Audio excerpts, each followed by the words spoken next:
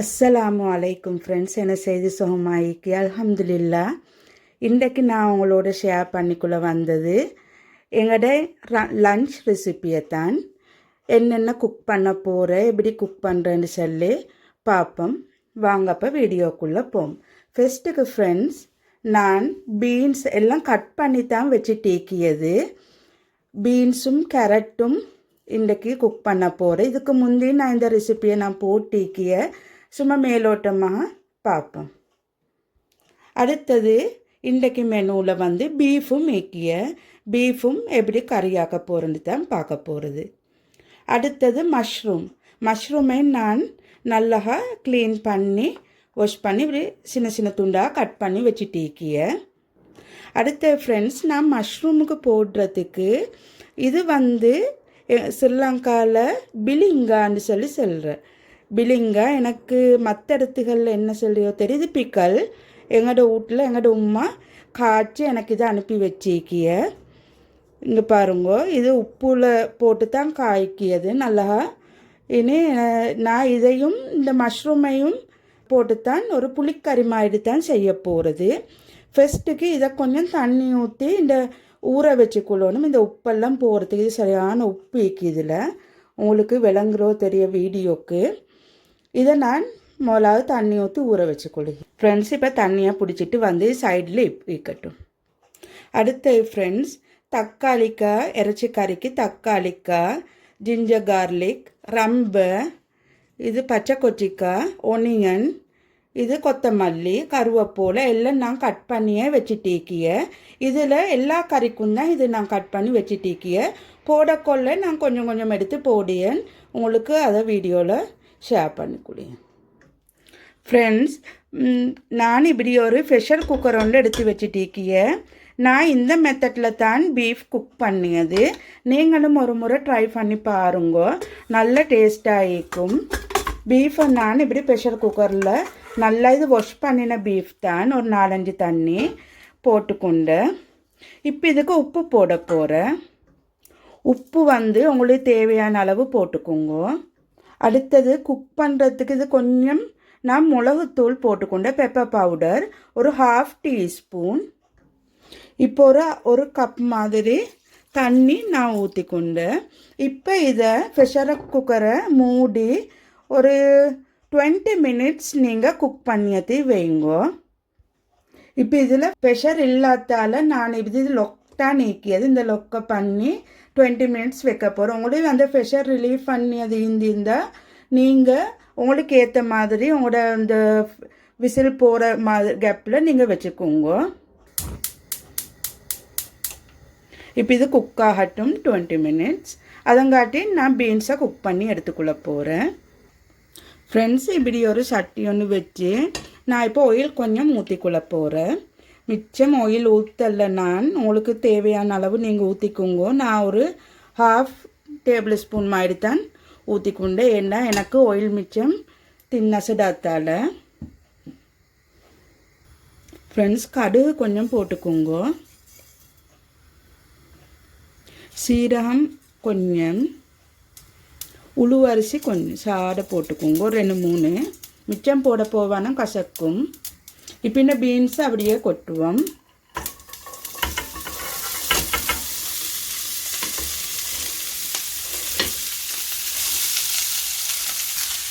இப்போ பீன்ஸ் எல்லாம் போட்டுக்கொண்டு இப்போ நாங்கள் தேவையான மசாலாகள் எல்லாம் போட்டுக்கொள்வோம்.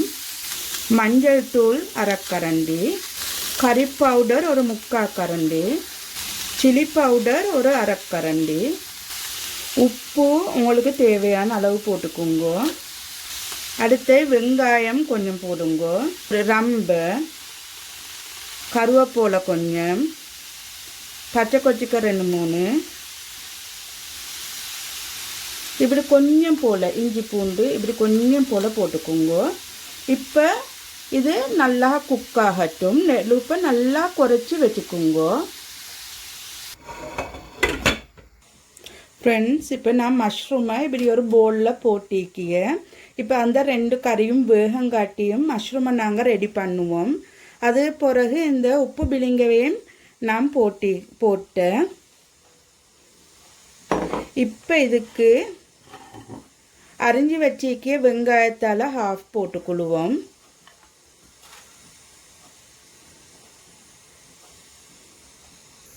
இப்போ இந்த தக்காளிக்காலையும் நாங்கள் போடுவோம். ஒரு தக்காளிக்காய் இவரத்துலேக்கு நான் எல்லாம் போட்டுக்கொண்டேன்.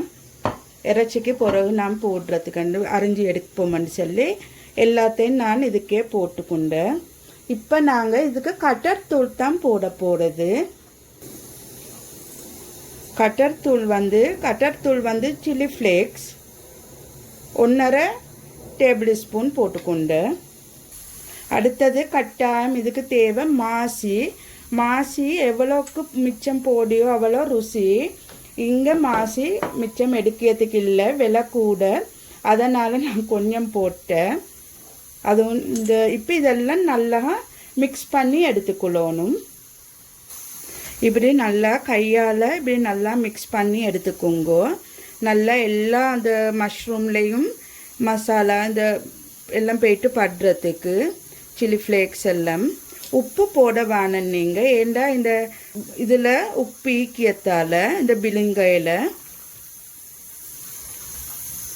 நல்லா எல்லா இடத்துக்கும் படுற மாதிரி நல்லா பிரட்டி எடுத்துக்கோங்க.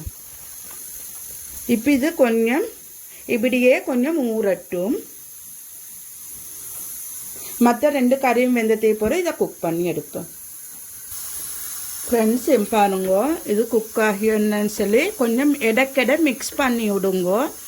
அப்போ தான் நல்லா ஈவனாக குக் ஆகும்.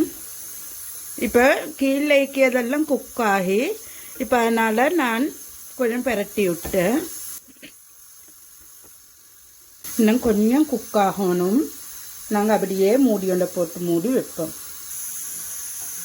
நாங்கள் இப்போ ஃப்ரெண்ட்ஸ் இதுக்கு மில்க் கொஞ்சம் கரைச்சி எடுத்துக்கொள்வோம். இந்த பீன்ஸுக்கு இது மில்க் பவுடர் தான் நான் போட்டு டீக்கியது.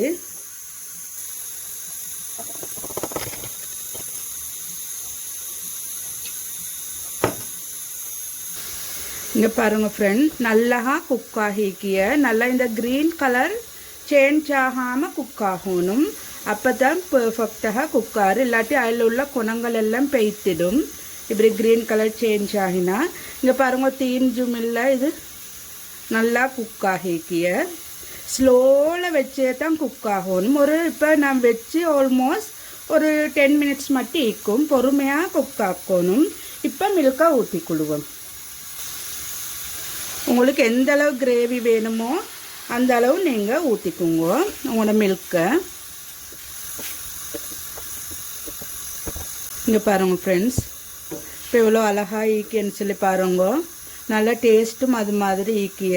இப்படி பர்ஃபெக்டாக குக் ஆக்கினா உங்களுக்கும் ஈஸியாக ஈக்கும், வேலையும் குயிக்காக முடியுது. இல்லாட்டி தீஞ்சு அது இதுன்னு சொல்லி நாங்கள் ஹரிபரியில் குக் பண்ண போனால் தீஞ்சு போடுண்டு. இப்போ நல்லா இந்த பால் கொதிக்கட்டும். அதே போல் நாங்கள் அடுப்பு ஓப்பன் பண்ணிக்கொள்வோம். இப்போ பாருங்கள் கொதிச்சு வார உங்களுக்கு விளங்குறாயிருக்கும். இப்போ ஃப்ரெண்ட்ஸ் இது நல்லா கொதிக்க இப்போ டர்ன் ஆஃப் பண்ணிக்கொள்வோம் அடுப்பை. இப்போ பீன்ஸ் கறி டன். இப்போ இதை சைடில் வச்சுட்டு நாங்கள் மற்ற மஷ்ரூமை எப்படி குக் பண்ணிட்டு பார்ப்போம். ஃப்ரெண்ட்ஸ், மஷ்ரூமை குக் பண்ண நான் இப்படி மண் சட்டி ஒன்று தான் எடுத்து வச்சுட்டிருக்கிய. இப்போ அதுக்கு ஆயில் ஊற்றுவோம். ஏண்டா புளிக்கறி என்றதால்.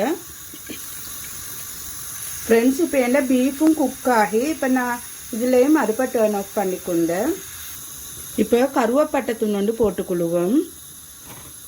அதே இடத்துல நாங்கள் கடுகும் கொஞ்சம் போட்டுக்கொள்வோம். சீரகம் கொஞ்சம், உளுவரிசி கொஞ்சம். இப்போ கடுகு பொரியக்குள்ள இஞ்சி பூண்டு பேஸ்ட் கொஞ்சம் போடுங்க. ரம்பத்துண்டு போடுங்க. கருவேப்பிலை கொஞ்சம் போடுங்க. ஏற்கனவே வெங்காயம் நான் மஷ்ரூமு போட்டேக்கிய. இப்போ இது வதங்கட்டும். இப்போ நல்லா மனம் வந்துட்டேக்கிய. இப்போ நான் என்ன மஷ்ரூமை இதில் போடுறேன்.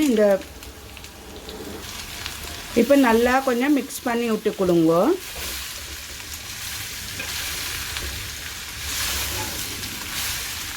மஷ்ரூம் எடுத்தால் குயிக்காக குக் ஆகும். நீங்கள் அதனால் இதில் தண்ணி முடுகிய மஷ்ரூமில் கொஞ்சம் இந்த ஃப்ளேமை கூட்டியே வச்சுக்கொண்டு நல்லா பெரட்டி விட்டு குக் ஆக்குங்கோ.